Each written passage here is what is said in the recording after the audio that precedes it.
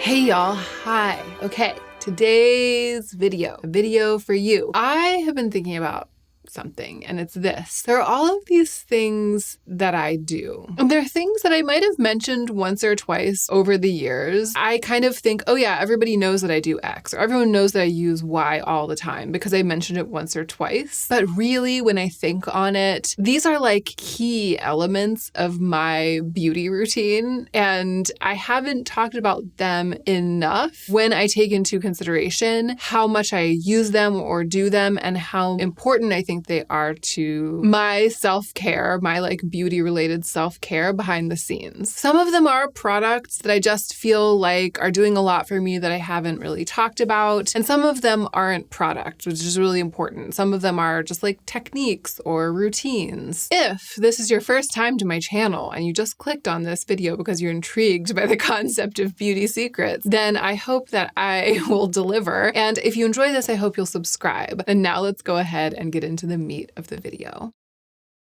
Number one, and don't roll your eyes because I have more to offer than just this, but the umbrella title of beauty secret number one is drinking water. And I feel like it's kind of an open secret. I, however, struggle to drink water, and this is where the actual secret comes in. Just plain water is appealing from time to time, but not appealing enough for me to guzzle down the ounces and ounces and ounces of water per day that I feel like I need to guzzle down to really hydrate my entire body and therefore my skin from the inside out. So I have become a connoisseur, this is the actual secret, of stuff that you put into water to make it taste good, and also vehicles for water that make it easy to drink. I am over here guzzling down ounces upon ounces upon ounces of water with a variety of like powders and pills and flavor in it. And I'm guzzling it always from these. It's important for me to have two because the chances that one is going to be clean are much, much higher when there are two in the house. I had one for a long time, and it wasn't until I got the other one that I really started drinking enough water every day. It's easy to carry around. It's like, I mean, it's not ergonomic, but it has that quality of like grabability. The seal is really good around the edge, and it has this like, you can open it so you can drink directly out of it, but you can also close the sippy part of it, and the seals are all really good. So if you're lying down like in your bath or something and you tilt it to get at the straw and it's full and the water comes up around the lid, it doesn't leak. Most importantly, the straw is really big. You just sip the straw a couple times and you drink tons of water. It's like more water per sip than with other straws. Because of these cups, I have water with me all the time. They have caused me to start drinking water passively, which is what I need to be doing. But it's not just the cups. If there is like an electrolyte powder or some sort of drop or mix-in or anything, I have maybe tried it. And I have a couple of favorites that I'm going to show you, but I kind of like them all.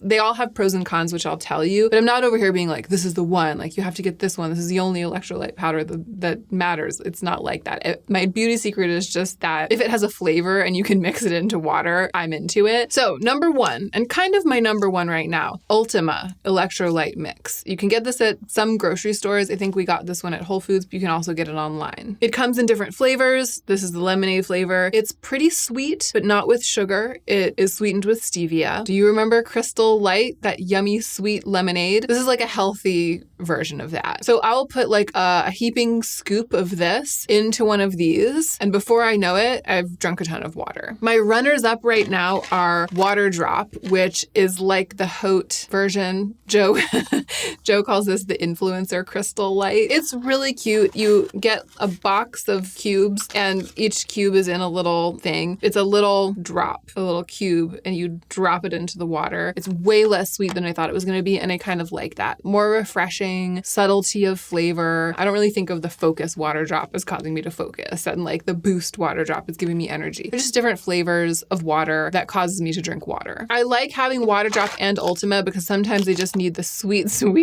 powder. Sometimes they just need it to be like lemonade. And sometimes I just don't want it to be that intense. If you want a totally unsweetened version of this, but you want it to be an electrolyte powder, and that's the other thing. Ultimate is like an electrolyte replenishing powder. It's like a non-sugary, but still sweet tasting Gatorade. And Water Drop isn't an electrolyte replenishing powder. But this one is IQ Mix. This one does not have sweetener in it, and it is not sweet. It's a little bit flavored, but it's really not sweet compared to the others. I like it because of that, and I like that it doesn't have any stevia or anything. And it's like a paper sleeve, and they're paper, probably the best option, all things being equal. And this is definitely designed to boost your hydration with electrolytes and energy stuff to make you feel really good because of what's in it. But again, to me, the main benefit of any of these is that they make it easy for me to drink water. And it's just such a better day, such a better face, such a better life when I'm drinking like 1 to 2 of these at least every day. When I don't have these like powders and mix-ins floating around, it's just hard for me to get there. Okay, beauty secret number 2, and this is definitely an open secret. I dye my eyebrows at home, and I reference it all the time in videos, and I constantly get asked if I'll demonstrate on camera myself dyeing my brows so that you can see how I do it. And the thing is, I did that, and that's why I'm putting it in this video, so that you'll all know way back, and maybe I'm going to regret having told you this because you're all going to go back and watch that video, which is like extremely crunchy. I mean, it was like within the first year of, it might even been in the first couple of months of me on YouTube. You will see a young, timid, unschooled little Hannah, I think during her no-buy year, dyeing her eyebrows. But the thing is that the way that I do it hasn't changed. And so it just seems silly to refilm that tutorial when the information is already all there. Unless you're all in the comments like, please, Hannah, do. We don't want to watch the crunchy one. We want contemporary Hannah dyeing her brows. In which case, why not? But maybe it will be enough for me to just tell you that I use this tint kit, which is designed, it says it's designed for like tinting gray hairs and beard hairs. It's not billed as an eyebrow kit because this brand, Godefroy, also has one that says it's for eyebrows. And I think it's just the same thing, but this one's a lot less expensive for the amount of product that you get. So I just get this one. I've been using it for years. It used to be called the eyebrow one. And then they released like a specialized eyebrow one and they changed the name of this one. It's like the eyebrow tax. I'm not here for it. Anyway, it's very straightforward. Just follow the instructions, mix the powder with a little bit of the developer, let it develop for a couple of minutes, and then use a little angled brush or a small makeup brush to paint it into your brows. I don't know, I leave it on for longer than they say. I like letting it dye my skin a little bit, and it lasts for a couple of weeks, over the course of which it slowly fades. So I haven't been really secretive about this, but I do think that even though I mention it from time to time, I don't often enough talk about how much time it saves me and how much of a difference I feel it makes in my appearance, especially my natural appearance. Because within a week or 2 of dyeing my brows, I feel like my face is really defined by the darkness of the brows. You know, the brows frame the face. They look bushier, they look longer from like here to here. They look ashier and darker, and they just look overall more flattering on my features. So I felt like even though a lot of you already know that I do this, it definitely deserved a spot in this video. Let's talk about something that's not a beauty product. Sleep. I don't know, if there's one thing I've learned from editing videos of myself, like hundreds of videos of myself over the past 4 years, it's that these details of our skin, like whether there's a wrinkle, whether there's a dark circle, like that's not actually what makes a person compelling to watch. Like that's not what makes you beautiful or unbeautiful, you know? It has to do with kind of like the brightness around the eyes and in the face, the quality of aliveness. I've edited some videos of myself where in theory I look more flawless, like my skin looks clearer, my makeup looks more perfected, and maybe I would look better in a still photograph. But if I haven't gotten enough sleep, if I haven't been drinking enough water, if I'm just not taking care of myself in these basic ways, there's like a dullness behind the eyes and it's just not pretty. literally. And then there have been videos where I look at like the makeup choices that I made or the styling choices or the lighting or something, and I'm like, girl, you look bad. Like you look bad. You can really see my forehead wrinkles or something. But if the energy is there, the aliveness is there, the animation, that kind of quality of life, then I feel myself coming around as I'm editing and I'm like, oh, actually, you don't look so bad. You know, getting enough sleep is one of the things that contributes to that. Now, when it comes to quality of sleep, I've tried kind of everything. I mean, I've tried like melatonin and meditation before sleep and patches and all sorts of things. And right now, the only thing that I'm using to give myself a better chance of getting a good night's sleep is this sleep mask, which I think I have talked about before, but again, maybe just once. And y'all, I use it every day. I depend on it. Like my life depends on it. This is what's brilliant about it. These cups go over your eye and they push into your skin and completely block out the light. And I've learned over the years that if I can get so that no light is touching my eyes, I sleep better. And this truly does that. It's also just really well designed. Like it stays on. It's easy to put on. Since I started using this, I will never use another sleep mask. Joe got really jealous and he got one. We are absolute Manta devotees. And, one more thing, everyone knows this, but I'm saying it just in case or just to say it. One more thing that I do to try to get better sleep is to not look at my phone or let blue light into my eyes within like an hour or two of when I'm going to sleep. I stop looking at my phone pretty early in the evening. If I'm using my computer right before bed, I turn the brightness way, way, way, way, way down. Usually within an hour or two of bed, I'm just reading on my Kindle and I turn it so that it has a really orange screen so that there's no blue light, and that makes a big difference too. Here's a beauty secret of mine. I get in the bath, watch a show on my laptop, which I put propped up next to the bathtub on a box or something. And you could do this with a phone if you don't have a computer and you watch shows on your phone. You could prop it up next to the bath or a tablet or something, right? I get in the bath, watch a show, and mask. This is like, again, a cornerstone of my skincare self-care. Has been for years. And I just feel like, doesn't everyone do that? But the answer is no. And here's the secret, okay? Watching the show is what keeps you in the bath. I hear people, I love baths and I talk about it a lot. And then people are like, I just can't take a bath. I get in there and then I'm just bored and I have to get out. And I'm like, that's why you watch a show. Like you don't just lie there in the bath just thinking. I mean, that's wonderful. And we could all use more time to do that. But it takes time in this modern world to develop the meditative mind that can allow for like an hour in the bath, just lying there thinking. Sometimes I'm up for it.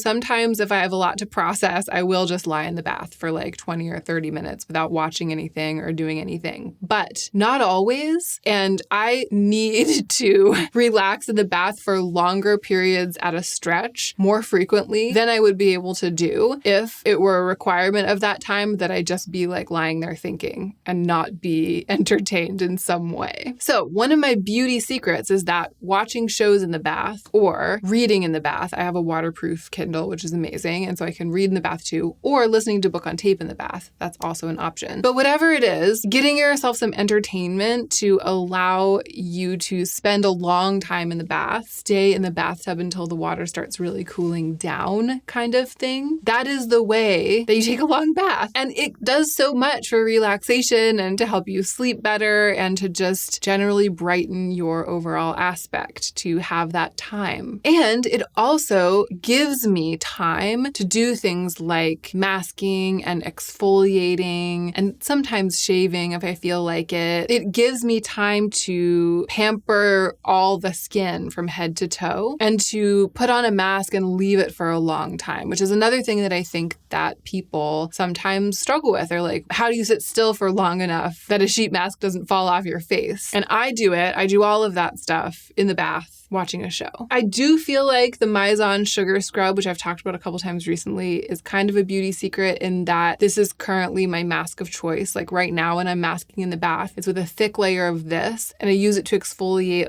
gently and then I let it sit on my face to like moisturize and lock in moisture. I like it because the price isn't too high, so I feel like I'm able to get it and then replace it after I run out of it. And I don't feel like it is an unreasonable, consistent beauty expense for me, especially given how multi-purpose it is and how well it works.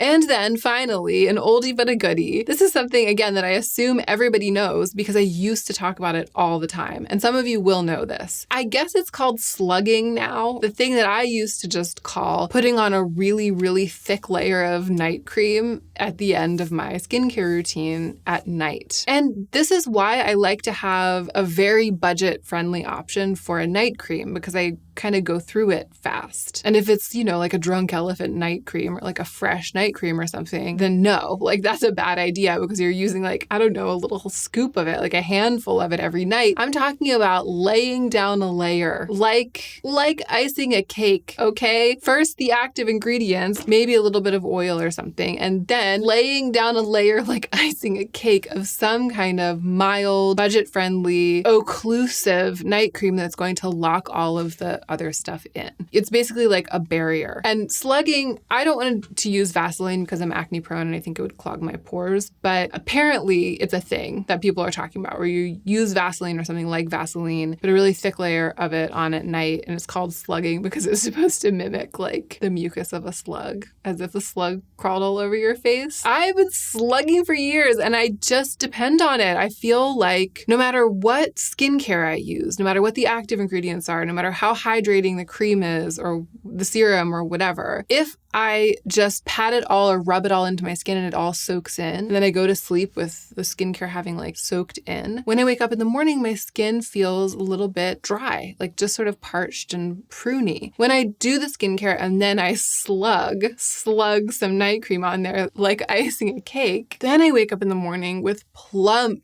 skin. Like I wake up to like a baby's face. I mean, not literally, but then it's more likely, not all the time. Sometimes I wake up and I look and feel like I've been hit by a bus, increasingly more often. But if I wake up in the morning and I feel like my skin is just living its best, it is always on the morning after I have slugged. And it's not for everyone. I have dry skin. I'm in my late 30s. But if I weren't doing this, I would want someone to tell me about it because it makes a big difference to my skin. Also, I get questions a lot like, doesn't it get on your pillowcase? Yeah, it does get on my pillowcase. And so do other things like drool and hair. Bedding gets dirty. And what I do with my pillow is I kind of rotate it. And also I have 3 pillows. I feel like I can always find a clean spot on a pillow on which to lay my head. And then every week or two, we wash all the pillowcases and it's fine. I mean, it's not as though I am putting like a layer this thick on this cheek and then immediately sticking that cheek to the pillowcase like 2 seconds later. I put the slugging layer on and then I kind of let it sit and it starts to soak in. And then usually when I first put my head down on the pillow, I kind of like scrunch the pillow up.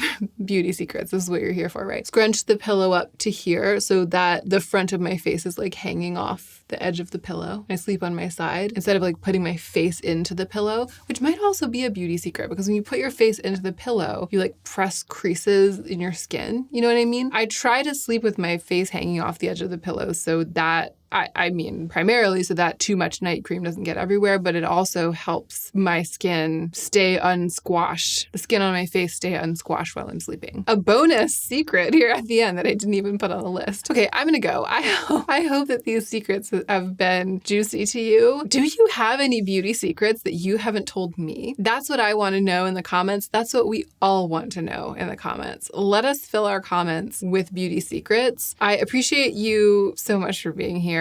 Don't forget to subscribe if you wish to do so. And definitely don't forget to take extra good care of yourself so that you can be the most effective version of yourself as you do your work in the world.